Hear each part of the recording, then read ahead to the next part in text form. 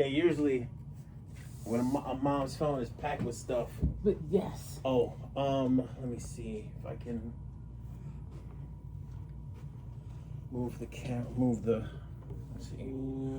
mic up. Your voice will be picked up here, so this way. Okay. It looks like you got like a cybernetic jar or some shit, but yeah, that's cool. Your face will be picked up. Giannis, I have to be careful of you Yes. because you move away from microphones, Yes. unfortunately. And then this, I don't even And know this how thing to is adjust stupid. this one. Okay, so this. Oh, Okay, cool. There you go. Oh yeah, what if we do that same deal like this? Yeah. If you can get it to.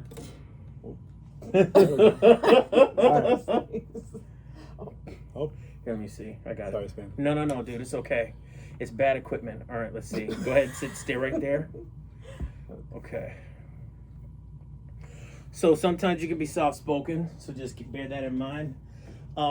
So I'm going to do a mic check real quick. So let's see. William, if you could say your ABCs, please.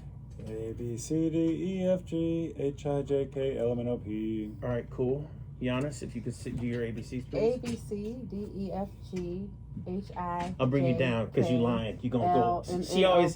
She does her sound check like, "Hi, I'm Giannis," and then she gets started. I am Giannis Carter. Okay, learning beyond the classroom, empowering minds through There we discovery, go. That's the real creativity, voice. and community collaboration. All right, cool. All right, so I'm gonna move this over here. I didn't have my NPR voice today on the Sunday That's Chronicle. But today I'm Okay. companion. Giannis, Yes. I'm gonna keep your timer over here. Okay. So once we start, I'll be hitting reset, and that will be your timer. Yes, sir. So that's how you know how much time you have. These typically go between 10 and 15 minutes, depending on the nature of the interview and where the content goes. So let's see. All right, Giannis, you ready to go? I am ready. Okay, now what we do is we count down from 3, and at 0 we have a fictitious, you hear it in your head, but nobody says anything. Take an intake through your nose of oxygen, out through your mouth, and then we'll start. Cool? Okay. All right, 3, 2, 1.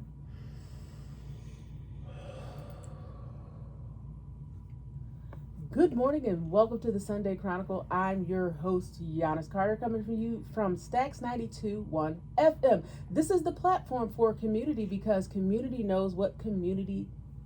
Wait, did I mess up my tagline? No, you didn't mess up your tagline. Because community knows... Wait, you know what? Oh my gosh, how did I do that? Because community knows what community needs. Community knows what community needs. I don't know what happened with that. I don't know. Maybe it's because I'm getting more seasoned or, further along in my age. I'm not going to claim. Well, anyway, we're going to move forward. And I'm going to thank all of my listeners and followers for being here once again on the Sunday Chronicle. And we have a very special treat today. But before we move to our first guest, I want to thank my co-host, Span, to my right. Thank you for being here again, Span. Thank you for screwing up so I can make fun of you later. And this is the second time, but that's okay. I guess I'm a little nervous because we have such a big presence today. That's all 7'11" of him. Yeah, right. I know. Yes, I'm just I'm so happy to have our guest here. Mr. William Lawrence is here, and he is just here to share some things about his campaign, some things about him as a person in general, and we're going to talk about them attack ads, y'all, because look, I'm going to tell you, I was sitting in the nail shop, and I must have seen that commercial about 20 times. I said, wow, how much money did they spend to have these ads? I know, and they're like really fancy ads. So $800,000. $800,000, and going into that, William, thank you for being here today. Thank you, Giannis. It's a pleasure. And tell me a little bit about you, because when I have my guest here, I want to know about the person, right? I want to, you've been to like thousands of interviews, probably, it feels like it at least, with the campaign and whatnot. And then people are like, well, what are your priorities? And I want to talk about Will, because I think if we know about Will, the type of person we're dealing with, maybe we'll know, what's likely to happen when Will, that person, gets into office according to how he does things, his moral values, his priorities. So tell me a little bit about you, your background, where you're from, and how you really live in this area? Do you play basketball? Ha ha ha! You know, I quit back when I was shorter. You know, bad life choices. I didn't know I was going to get this tall. Oh, wow. But I am 6'6".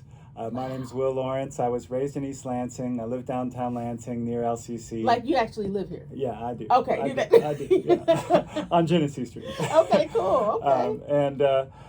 You know, I'm someone who, when I was growing up, I was really, I guess, hurt by the violence and suffering I saw in the world, and I just didn't know why, if people are so smart and creative and loving, why it is that we also do so much harm and violence to each other. And I've just been trying to do everything I can to do right all the way through. Yeah. You're very active, right? You're very active in the community because you're, when we first met, you told me about the different organizations that you're serving. Yeah. Tell me a little bit about that, Will. Sure. I spent about a dozen years very focused on making a healthy climate and environment so that we can all have clean air to breathe, clean water to drink. Was able to have some success, pass policy in DC that's about delivering good jobs, creating a more healthy economy and environment here in Michigan and across the country. But more recently, I've been focused on the cost of housing because the rent is too damn high. And you were part of that group, part right? of that group, Yes. helped start that group, along with the Mid-Michigan Tenant Resource Center, which offers aid to tenants who are at risk of eviction, people who need help holding bad landlords accountable. We also do, through the Tenant Resource Center, outreach into the homeless encampments around town to help people find pathways to housing. In that housing work, I also serve on the the Ingham County Housing Trust Fund, which allocates money for affordable housing and homelessness services to organizations across the area. So we've been able to fund some very important projects like Reverend Stan Parker's housing homeownership pathway program that he runs through the Eastside Community Action Center, along with many others. So that's the kind of work I do, is about showing up, going to where the challenges are greatest, you know, whether it's the global climate crisis or the cost of housing in our own community here in Greater Lansing, and then work with regular folks to build something better together. And this is all before running for office. This is stuff that you just did because you, Will, the person, wanted to do. That's right. And you know, I got to shout out my grandmother, was a big inspiration to me in my values. She was very devout Methodist, and she was just the sort of person who really asked, you know, what would Jesus do? And then took that seriously in her life in a very simple and humble kind of way, which is about treating people with kindness and, you know, just taking responsibility for one's own actions and speech, and then always trying to show love. So that's an example that I've tried to follow through my life. That's very good. And so now you're running for Congress. And what I wanted to ask you is about what that entails, right?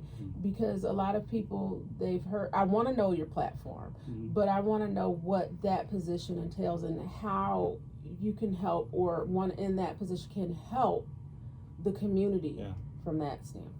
That's a great question. So on the issue of housing, I mean, there's a lot that needs to be done to deliver more resources to the organizations that are building and supporting tenants in this area. I mean, I mentioned the program at the ECAC. They've got an amazing program. They really know how to take people from being renters and then on the pathway, sometimes through credit repair, and then being able to become homeowners. They need a lot more resources to be able to do that. There are other organizations throughout our community that need more resources. So the federal government has, you know, the power of the purse. And in Congress, I can fight for appropriations to deliver to this district. So all the people who are already doing really important work throughout the community can have the resources to match the scale of the challenge they're facing. But also, even regardless of what's happening in DC, because we know that who knows if Democrats or Republicans will be in power, who knows who the president will be, and so there's different conditions we'll have to contend with. Regardless of all that, I get to open an in-district office that works to serve constituents. And that's one of the things I'm most excited about. I get to hire a staff that is about helping people connect to government services, whether that's getting their Social Security dealt with or their Medicare, their Medicaid, actually helping connect people to the services that are going to save their lives. For small businesses, it can mean helping to cut red tape and prevent some of the barriers that our regulatory burdens, whatever that helps is preventing people from being able to open or maintain their small business. That's the kind of stuff I'm really excited about. So you're like a representative over a territory, and you go to bat for us on our behalf in Washington, D.C. That's right. Go to bat in D.C. and then serve the community here in the district. Okay. Those are the two big parts So of the like job. that connector. Yeah. You're that representative. Exactly. And I wanted to paint that picture because I've heard so many people say, you know, they don't know how this works. And, you know, so I want to get to the heart of that. And I want to get to the heart of what the position entails and how people can get a hold of these representatives. Yeah. To make their concerns heard, Mm-hmm. right? To voice Mm-hmm. their concerns. And so tell me, Will, a little bit about your platform, Yeah. right? And why you're running. And I know this is a very common question, Of course. but, you know, we want to know because we want to know you, the candidate, and what kind of motivates you and Yeah. inspires you to do this. Well, I'm focused on the basics that allow all of us to live a good life. You know, that's healthcare that we can actually count on throughout our lives. Mm-hmm. That's housing that we can actually afford. It's defending Social Security, which is under attack, so that we can all actually retire someday. And it's childcare and early childhood education, so that parents can have a place to send their kids. Because right now we know that childcare is way too expensive and it puts people in impossible positions. So the ability to have peace of mind, knowing that the basics are covered, is what I'm focused on when it comes to the economy. But in order to do that, we're going to need to change our priorities as a nation. Yeah. Because right now we're spending trillions of dollars on these endless wars overseas.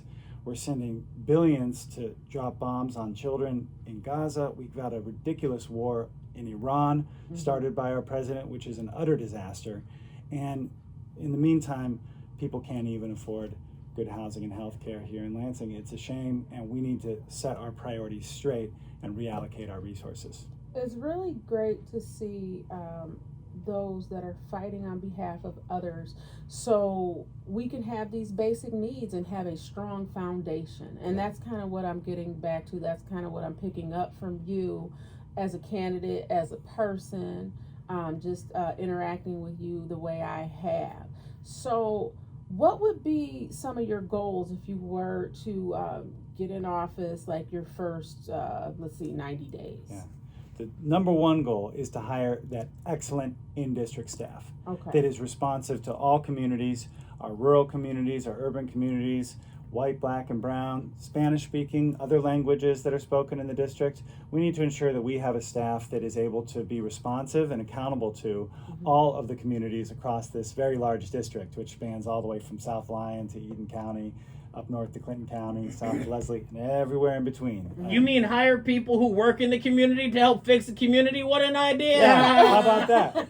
So I'm really, really excited about that part. So that's my top priority. And then when I go to DC and I'm fighting on policy there, the top priorities are going to be again, working to restrain the out of control Department of War, Department of Defense budget, so that we can not go all the way up to $1.5 trillion, which is what they want to do next year. That's what That's Trump just has for the proposed. military. Our Yeah. total Oh my budget gosh. is now $1.5 trillion. Oh, Yeah, wow. it's unbelievable. That's So just we've got to set that insane. straight, and then I'm really excited to fight for resources so that people can have good housing here in Lansing.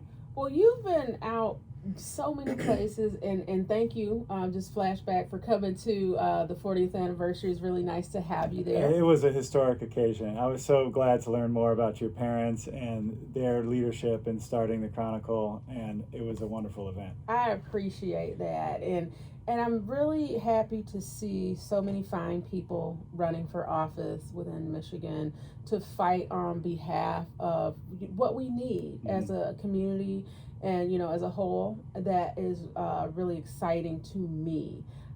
So we are growing. The time is growing near.